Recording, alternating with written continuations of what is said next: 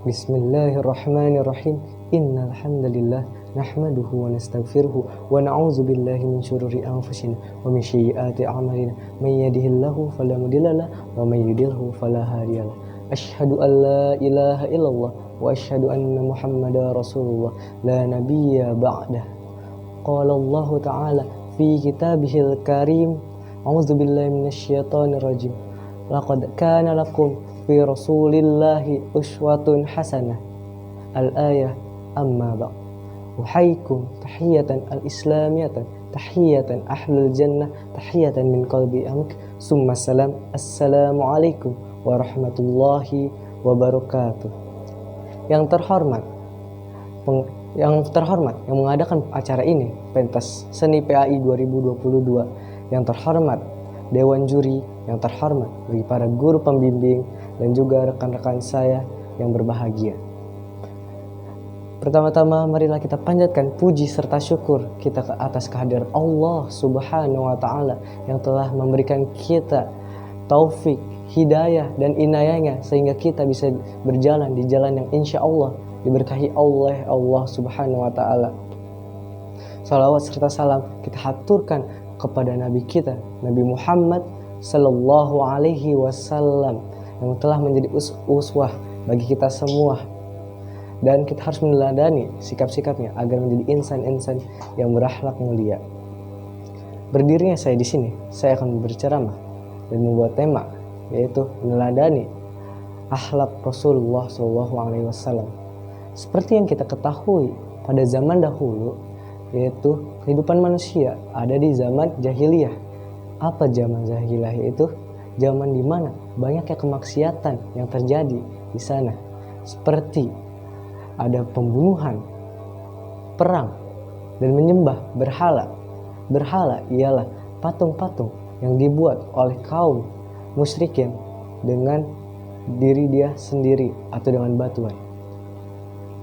Padahal sudah jelas kita ini sebagai pemimpin di dunia ini, Allah sudah membantu semua umatnya agar terhindar dari yang namanya keburukan dan kemaksiatan, dan Allah telah mengutus utusannya untuk memberikan perubahan kepada dunia tersebut dari pengajaran, dari akhlak,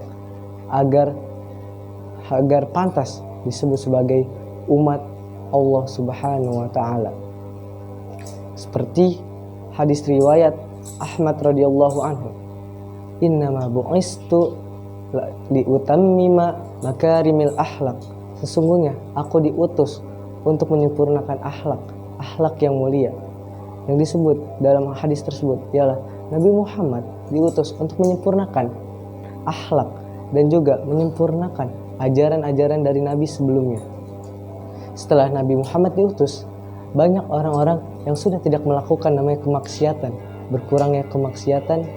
Dan saya ingin bertanya, mengapa zaman sekarang seperti zaman dahulu banyaknya yang namanya kemaksiatan merajalela di dunia sekarang?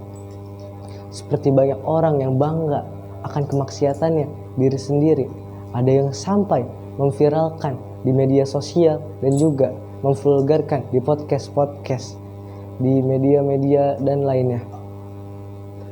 Padahal kita ini harusnya menutup aib kita sendiri. Allah saja sudah menutup aib kita, mengapa kita harus mengumbar-ngumbarnya? Dan juga ini kesalahan dalam kita memilih tokoh untuk diidam-idami. Banyak orang sekarang yang mengidolakan artis-artis papan atas atau artis-artis luar negeri sebagai fashion, kebudayaan, atau keseharian mereka. Padahal yang harus kita idolakan ialah Nabi Muhammad Sallallahu Alaihi Wasallam, karena dia sudah memberikan kita banyak hidayah dari perkataan, perbuatannya. Tinggal bagaimana kita untuk mengamalkan amalan tersebut. Kita dapat mempercayai cara meneladani akhlak Rasulullah Sallallahu Alaihi Wasallam. Seperti yang kita ketahui, ada 4 sifat masyhur yang sudah kita ketahui sejak dini, yaitu sidik, amanah, fatonah, tablik. Yang pertama, sidik. Sidik adalah sikap yang jujur. Nabi Muhammad suka orang-orang yang jujur. Jujur juga termasuk dari kebaikan. Pada zaman dahulu, Nabi Muhammad dikenal dengan orang yang sangat jujur. Banyak orang yang percaya kepada dia, meskipun dia selalu dicaci maki oleh kaumnya, ingin dibunuh, dan juga dilempari bebatuan hingga kotoran hewan pun dilempari. Meskipun itu, dia selalu sabar dan melakukan aktivitasnya dengan berikhtiar, berdoa, dan bersabar. Kita sebagai umatnya harus mengamalkan sifat tersebut agar terhindar dari sifat-sifat yang buruk lainnya. Seperti hadis riwayat berikut ini. Innal sadaqah yahdi ila birri. Inna birra yahdi ila jannah. Semua kejujuran akan membawa kepada kebaikan, sedangkan kebaikan akan membawa kita ke surga. Sifat kedua ialah amanah. Amanah itu adalah dapat dipercaya. Pada zaman dahulu, Nabi Muhammad adalah orang yang dapat dipercaya. Banyak orang menitipkan barang kepada Nabi Muhammad, namun Nabi Muhammad tidak mengambil barang tersebut sepeser pun. Malah Nabi Muhammad mengembalikannya dengan sepenuhnya. Nabi Muhammad berpikir itu adalah bukan milik haknya dia, tapi milik hak orang lain. Jadi kita sebagai umatnya, kita harus dapat dipercaya oleh orang lain agar kita senantiasa ditemani dan tidak dijauhi oleh orang lain. Sifat yang ketiga ialah fatonah. Fatonah ialah sifat yang artinya cerdas. Nabi Muhammad ialah orang yang cerdas. Dia tidak dapat ditipu daya oleh kaum-kaumnya. Oleh karena itu, kita sebagai umatnya harus bersungguh-sungguh dalam mencari ilmu agar tidak mudah untuk ditipu daya oleh orang-orang lain, dan menggunakan ilmu itu dengan bijak. Karena di masa kini banyak orang yang berilmu tapi menggunakannya untuk kejahatan, bukan malah untuk kebaikan. Oleh karena itu, kita harus melakukannya dengan bijak. Yang terakhir ialah sifat tabligh. Tabligh itu adalah menyampaikan. Nabi Muhammad selalu menyampaikan sesuatu itu dengan sopan, baik, dan lembut.